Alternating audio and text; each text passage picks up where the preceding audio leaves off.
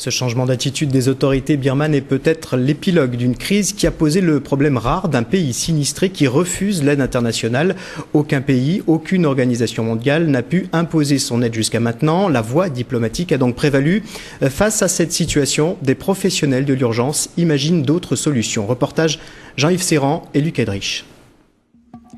Le droit, le devoir d'ingérence. Il est attaché à une image, le bon docteur Kouchner apportant en pleine guerre du riz aux Somaliens.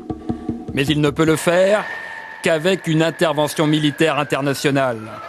Et après les corridors humanitaires péniblement ouverts par les casques bleus au Rwanda ou en Bosnie, les États ont confié voilà 2 ans à l'ONU une responsabilité de protéger les populations. Dans 3 cas, crimes contre l'humanité, crimes de guerre et génocide. L'hypothèse d'une catastrophe naturelle n'est pas prévue. La France vient de demander à l'ONU de l'inclure, mais le Conseil de sécurité a voté non. Alors, pour l'auteur du dictionnaire du droit humanitaire, le droit d'ingérence a aujourd'hui atteint ses limites. Parce que les gens s'organisent au niveau local. Il faut arrêter de croire qu'on va pouvoir l'imposer puisque les conditions ne sont pas requises. Donc ce n'est pas un vrai droit, ce n'est pas une solution concrète, pratique, efficace, disponible. C'est pas un droit opposable comme on dit aujourd'hui en France. C'est une possibilité qui a échoué. Donc à partir de là, il faut revenir sur le cadre juridique aussi normal des catastrophes naturelles, c'est on coopère avec le gouvernement, on met des secours à disposition et on évite que ces secours soient détournés. Et on évite d'envoyer l'aide par des moyens militaires comme le Mistral. Une erreur psychologique vis-à-vis d'États qui voient l'Occident comme un gendarme et craignent le débarquement d'espions. C'est comme si on demandait en banlieue à la police de faire le travail du SAMU, ironise Nicole Gage. L'ex-secrétaire d'État aux droits des victimes propose à l'ONU de créer un corps de casques rouges civils. Autre initiative à Paris, des médecins préparent GEMNET, un réseau mondial des services d'urgence locaux. Le but, en fait, c'est de préparer un petit peu avant les catastrophes, d'avoir un réseau un petit peu international, avec des médecins, des infirmières, des logisticiens, des spécialistes un petit peu de tous les domaines, qui pourraient suivre une formation avec des standards internationaux. Avec une idée, pour agir vite, éviter l'ingérence. C'est comme si à la maison, il y avait un problème, et nous, on vient avec du matériel, mais on ne vient pas dire à ta mère comment il faut faire, ni à ton père. On dit, c'est ta maman et c'est ton père qui vont décider de la manière dont ils vont aider le problème qu'il y a eu dans la maison. L'urgence, trouver avant la prochaine catastrophe une forme d'aide acceptable par tous les pays, même les dictatures dont les 130 000 morts de Birmanie n'étaient pas responsables. Et l'invité de ce soir 3 est le docteur Ali Avji. Bonsoir, vous êtes médecin urgentiste. Tout à fait. Alors on vient de le voir, il a fallu 2 semaines aux associations humanitaires pour pouvoir intervenir en Birmanie. Que proposez-vous lorsqu'on est confronté à des régimes tels que celui de la junte birmane? Tout à fait, je vous remercie.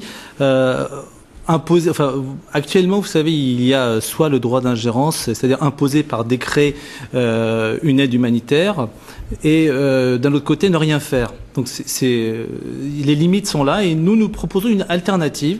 Alors c'est vrai que, étant médecin, je pense que d'abord, la première chose, c'est qu'on ne peut pas soigner un malade sans son consentement.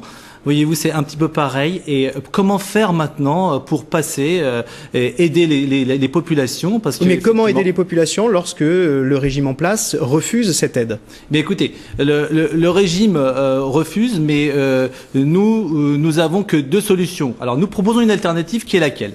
Qui est de créer un réseau de médecins urgentistes, de logisticiens, tout ce qui s'ensuit, et nous nous mettons à la disposition des secouristes locaux. Voilà la nouveauté, c'est-à-dire que nous parlons de disposition humanitaire. Mais pourquoi irait-il vers vous plutôt que vers d'autres associations telles que MSF, MDF parce ou ACF? que vous raisonnez un petit peu au jour J0 et J1.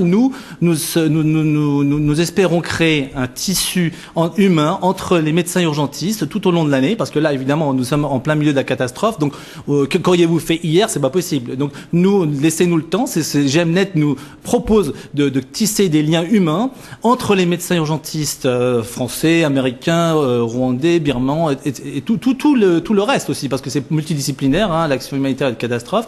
Et à ce moment-là, nous mettrions à la disposition des secouristes locaux, encore une fois, et non pas d'un gouvernement. Il s'agit donc d'un travail en amont. Il s'agit d'un travail en amont, de prévention, d'éducation, de formation tout au long de l'année, et nous pouvons le faire. Nous voudrions souhaiterions, alors nous sommes complètement indépendants. Alors c'est une idée qui vient de la société civile, je le précise. D'abord de moi, parce qu'avec mon expérience sur le tsunami et sur le tremblement de terre en Inde, nous avons eu cette idée. Parce que nous avons vu que chacun se divise le travail et on a envie de mettre à chaque fois des drapeaux sur l'action humanitaire. Nous, on dit, si on veut vraiment aider les personnes, si on veut vraiment aider la catastrophe, c'est d'abord dans les 24 heures, parce qu'il faut pas oublier deux choses. C'est que premièrement, dans n'importe quelle catastrophe naturelle, on peut prendre la Chine comme exemple, un pays riche, fort, la Birmanie, un pays plutôt pauvre, et les États-Unis, avec Katrina.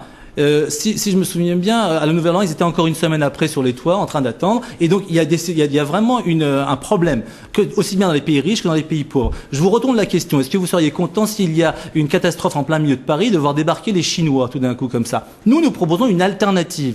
Nous proposons une alternative qui est laquelle? Qui est que ce soit les médecins urgentistes, d'abord, qui dirigent cette force internationale dans le sens de direction de médecins de catastrophe, puisque la France, en plus, a une longue tradition de médecine de catastrophe. Ali Hafji, merci. Oui. On a compris le sens de votre démarche. Il s'agit surtout donc de travailler beaucoup plus en amont avec les différents gouvernements. Mais si je peux me permettre une chose, c'est que je demande à la presse et aux politiques de nous aider.